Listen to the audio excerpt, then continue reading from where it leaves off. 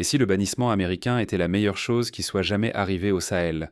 Imaginez, du jour au lendemain, les États-Unis annoncent une interdiction définitive d'entrée pour tous les citoyens du Sahel.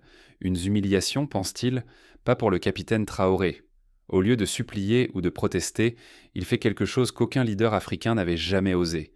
Il riposte, non pas par la colère, mais par une annonce fracassante, un investissement colossal pour ériger des universités technologiques de pointe à Ouagadougou. Plus de 300 millions de dollars sont mobilisés pour transformer le Burkina Faso en un pôle d'innovation et d'excellence. L'Occident s'attendait à des protestations, à des compromis, à une soumission désespérée. Mais ce qu'ils reçoivent, c'est le silence et l'audace. Non seulement le Sahel refuse de courber les chines, mais il tourne le dos à la dépendance. C'est la naissance d'un projet titanesque qui va mettre fin à la fuite des cerveaux et poser les bases d'une souveraineté nouvelle. Ce choix n'est pas seulement une question de fierté. Il s'agit de tout risquer, perdre son avenir ou enfin le reprendre en main. Pour le Sahel, c'est la chance unique de se libérer de la tutelle occidentale et de bâtir un avenir où l'intelligence africaine rayonne chez elle, au service de son propre peuple. Mais pourquoi cette décision est-elle bien plus qu'une riposte? Plongeons dans le contexte. Pour comprendre l'ampleur du choc et les motivations profondes de cette stratégie, il faut revenir sur l'histoire du bannissement et ses véritables enjeux pour le Sahel. Depuis des décennies, l'élite africaine alimente sans relâche la prospérité de l'Occident, tandis que le Sahel s'appauvrit intellectuellement. Cette réalité, peu évoquée, repose sur un mécanisme redoutable, les bourses occidentales. Sous couvert d'opportunités, elles servent d'aimant pour attirer les meilleurs talents africains, dérober la jeunesse la plus brillante au continent, puis l'intégrer dans les rouages des économies américaines ou européennes. Imaginez, génération après génération, les médecins, ingénieurs et scientifiques les plus prometteurs quittent Bamako, Ouagadougou ou Niamey pour venir renforcer les hôpitaux, les laboratoires et les entreprises de New York, Paris ou Berlin. Cette haute histoire, commencée il y a bien plus de 50 ans, n'a cessé de se répéter. Résultat, tandis que l'Occident amasse une richesse intellectuelle inestimable, le Sahel, lui, se vide de ses forces vives et se retrouve condamné à chercher à l'extérieur ce qu'il pourrait produire chez lui. Ce déséquilibre va bien au-delà d'une simple fuite de talent.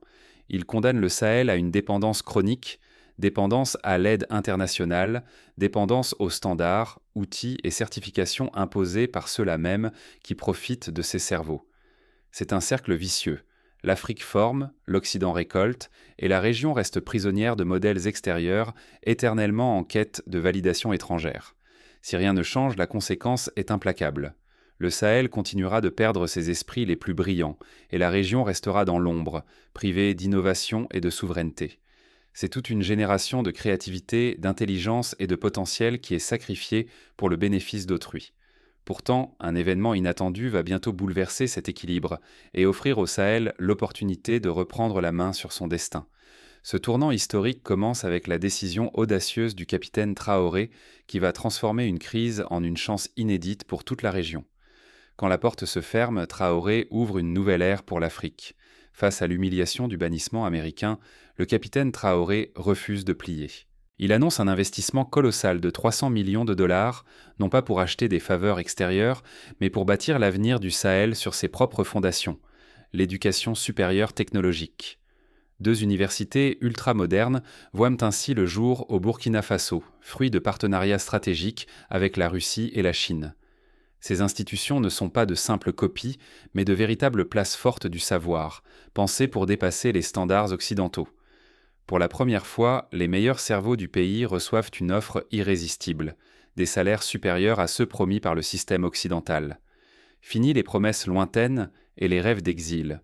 Désormais, la richesse et la reconnaissance sont à portée de main, chez soi. Traoré ne se contente pas de construire des murs, il lance une guerre intellectuelle. Le visa, longtemps utilisé comme un piège pour capter les talents africains, devient une arme de souveraineté. Le message était clair. Les portes de l'Occident se ferment, mais l'Afrique, elle, s'ouvre à elle-même. L'ambition est sans complexe. Créer des écoles dont la réputation et la qualité surpasseront Harvard ou le MIT, mais destinées en priorité aux enfants du Sahel. Plus question de voir les jeunes rêver d'ailleurs. L'heure est venue de faire de l'intelligence africaine la clé de la prospérité collective. Mais derrière ce pari colossal se cache un risque immense.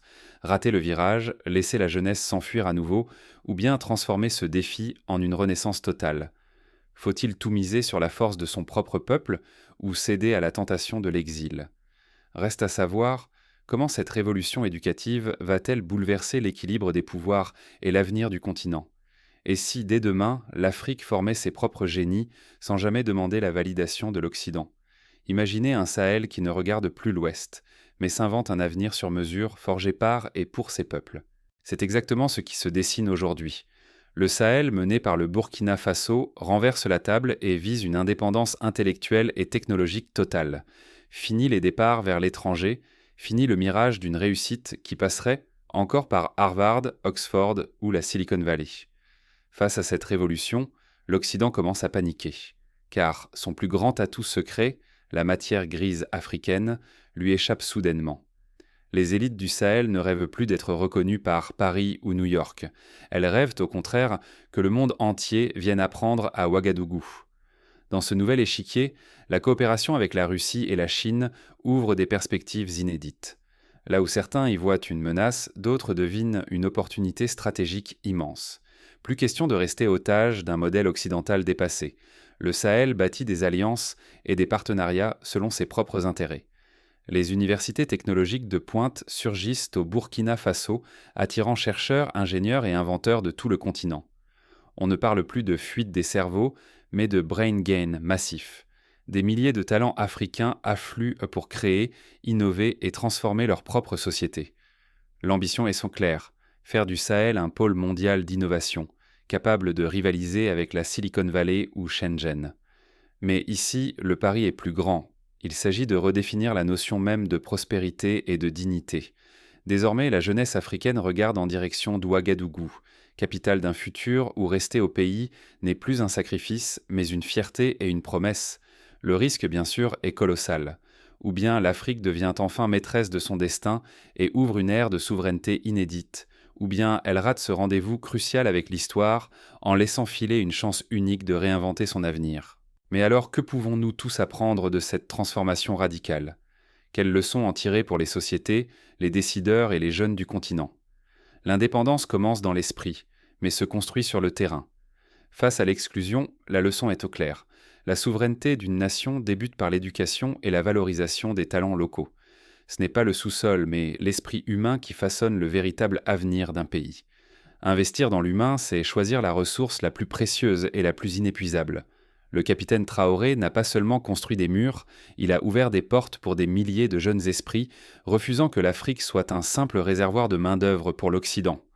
Son modèle montre que rompre avec la dépendance n'est pas un rêve, mais une stratégie concrète. Chaque université bâtie, chaque chercheur resté au pays, chaque talent reconnu sont des briques dans l'édifice d'une souveraineté retrouvée. Ce mouvement n'est pas réservé à une élite.